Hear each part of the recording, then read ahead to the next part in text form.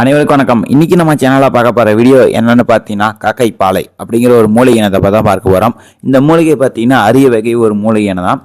இதனுடைய வேறு பெயர்கள் எதுவுமே கிடைக்கல. ஜென்ரலாக இது காக்கை பாலை அப்படின்னு மாதிரி தான் சொல்லப்படுது. இதனுடைய அறிவியல் பெயர் பார்த்தீங்கன்னா நம்ம டிஸ்கிரிப்ஷனில் கொடுத்துருக்குறேன்.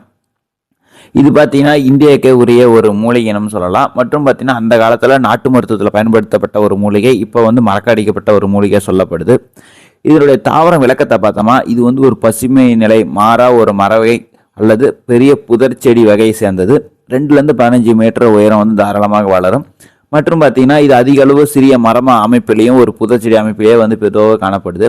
இதனுடைய இலைகள்லாம் பார்த்தீங்கன்னா தோலில் பார்த்தீங்கன்னா பளபளப்பான நீள்வட்ட அல்லது ஈட்டி வடிவ அமைப்பே உடையது.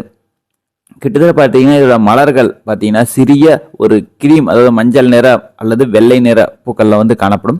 மற்றும் பார்த்தீங்கன்னா லேசான மனம் கொண்டது. இது மட்டும் இல்லாமல் பார்த்தீங்கன்னா இந்த மரங்கள் பார்த்தீங்கன்னா 2 வகையாக பொதுவாக சொல்லப்படுது. ஆண் மரம், பெண் மரம் சொல்லப்படுது. அது மட்டும் இல்லாமல் பார்த்தீங்கன்னா இதோடைய மரங்கள் வகையில் பார்த்தீங்கன்னா ஆண் மற்றும் பெண் பூக்கள் தனித்தனி மரங்களில் காணப்படுவதாக சொல்லப்படுது.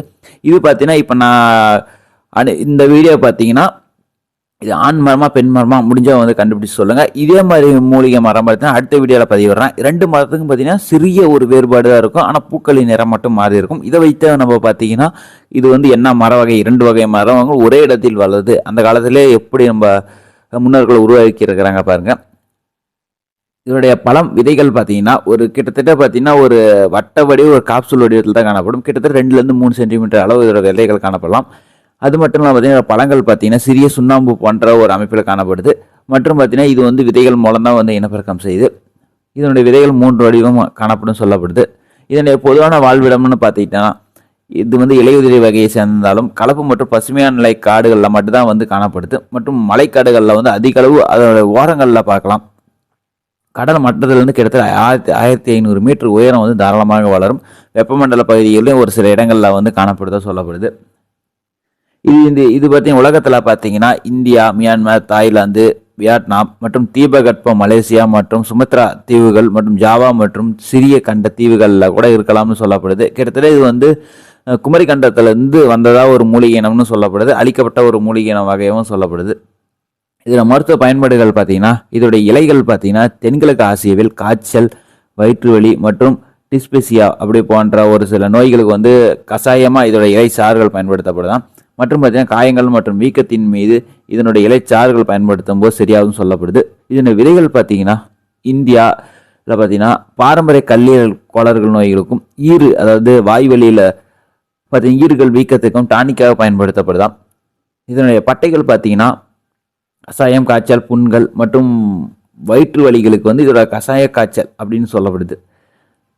தோல் பிரச்சனைகளுக்கு பார்த்தீங்கன்னா இதனுடைய பூக்கள் ஒரு பேஸ்ட்டாக பயன்படுத்தப்படுதாம். அது மட்டும் இல்லாமல் பார்த்தீங்கன்னா தென்கிழக்கு ஆசியாவில் சில பகுதிகளில் பார்த்தீங்கன்னா தோல் தொற்றுகள், நிணநீர் கோளாறுகள், பால்வினை நோயர்கள், அரிக்கும் தோல் அலர்ஜி அந்த மாதிரி நோய்களுக்கு பயன்படுத்தப்படுதான். பொதுவாக இதாக மருத்துவ பயன்களாக சொல்லப்பட்டிருக்கு. நான் கூகுளில் கிடைச்ச வரைக்கும் மற்றும் தெரிஞ்ச வரைக்கும் எல்லாம் திரட்டி உங்களுக்கு சொல்கிறேன். இதனுடைய சித்திரக பாடங்களும் இலக்கிய குறிப்புகளும் நமக்கு சரியாக கிடைக்கலாம். இது இல்லாமல் பார்த்தீங்கன்னா இதில் என்னென்ன வேதிப்பொருட்கள் பார்த்தீங்கன்னா புரோனாய்டுகள், பீனாலிக் அமிலங்கள், லிக்னின்கள், ஆல்கைடு, நம்மளோட சாதாரண பேசிக்காக இருக்கிற வேதிப்பொருட்கள் இந்த மூலிகையில் அதிகமாக காணப்படுதான். அது மட்டும் இல்லாமல் பார்த்தீங்கன்னா இது ஆராய்ச்சிப்படி பார்த்தீங்கன்னா இது நுண்ணுயிர் கிருமிகளை எதிர்க்கும். அதாவது பாக்டீரியா அது மாதிரி போன்ற ஃபங்கஸ் அதாவது போன்ற நுண்ணுயிர் கிருமிகளை மைக்ரோ ஆர்கானிசம் சொல்கிற போகிற கிருமிகளை அழிக்கும் ஆற்றலுடையதான். இதுவும் இல்லாமல் பிற பயன்கள்னு பார்த்தோமா மரம் மற்றும் எரிபொருளாக அதிக அளவு மரக்கட்டைகள் இதுக்கு பயன்படுத்துகிறாங்க. 2வது அலங்காரம் புறா, அதாவது ஒரு அலங்கார மரமாக ஒரு வீட்டுக்கிட்ட வைக்கிறதா சொல்லப்படுது. மற்றும் பார்த்தீங்கன்னா இதோடைய குறிப்புகளில் பார்த்தீங்கன்னா பொதுவாக இலை, பட்டை, விதை எல்லாம் பார்த்தீங்கன்னா அந்த காலத்தில் மருத்துவத்தில் பயன்படுத்தியிருக்கிறாங்க. இப்போ ஒரு அழிக்கப்பட்ட ஒரு நிலையில் இருக்குது. ஓகே ஃப்ரெண்ட்ஸ், இந்த வீடியோ லைக் பண்ணுங்கள், ஷேர் பண்ணுங்கள், அப்படி செல் பண்ணுங்கள். அடுத்த வீடியோ கண்டிப்பாக பாருங்கள். அடுத்த வீடியோ இதே மாதிரியான மூலிகை இன்னொரு மரமாக உங்களுக்கு நான் பதிவு வரேன். நன்றி.